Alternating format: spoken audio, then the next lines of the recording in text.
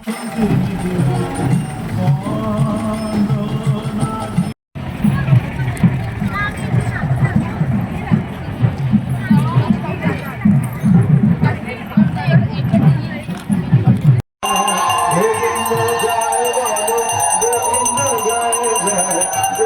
সেবাশ্রম সংঘ 110 বছর হৈ গ'ল সারা দেশত সার্ভিস দি আছে।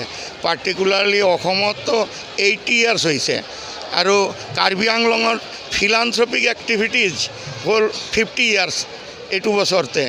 বোকাজান মিলন মন্দিরের 40 ইয়ার্স হৈছে। ইয়াতে ফার্স্ট আমার প্রোগ্রাম হয়েছিল কালীবাড়িত, বোকাজান কালীবাড়িতে।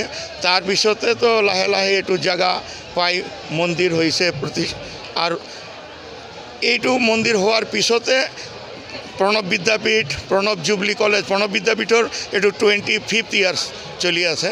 প্রণব জুবলি কলেজ হয়ে গেল 15 বছর।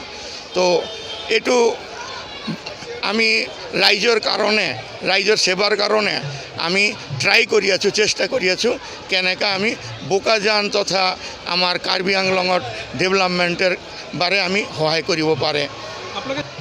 আজি হল তো এতিয়া আমি নদীৰ পৰা পানী আনিছে, এইটো ঠাকুৰেৰ অভিষেক হব।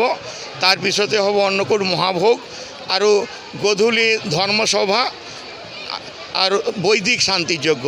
বোকাজানে যেটু সব মানে ত্রিশূল ঠাকুরের উৎসবের মেন আকর্ষণ এটি হল শান্তিযজ্ঞ।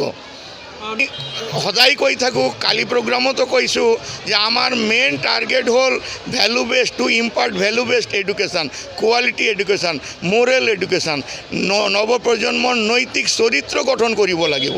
এইটো কাৰণেই আমি এইটো স্পিৰিচুয়াল প্ৰোগ্ৰাম, যেটো ধৰ্মীয় প্ৰোগ্ৰাম, ধৰ্মীয় প্ৰবচন, ধৰ্মীয় অনুষ্ঠান কৰি থাকে।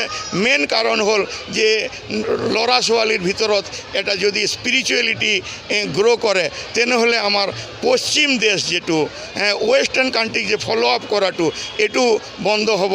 আমার ভারতীয় সংস্কৃতি, আমার অসমৰ সংস্কৃতি, আমাৰ কাৰ্বি আংলং সংস্কৃতি, কৃষ্টি এটু বহুত ৰিচ, এটু সিবিলাকে ফিল কৰাব লাগিব। এটুই আমি চেষ্টা কৰি আছোঁ। ধন্যবাদ।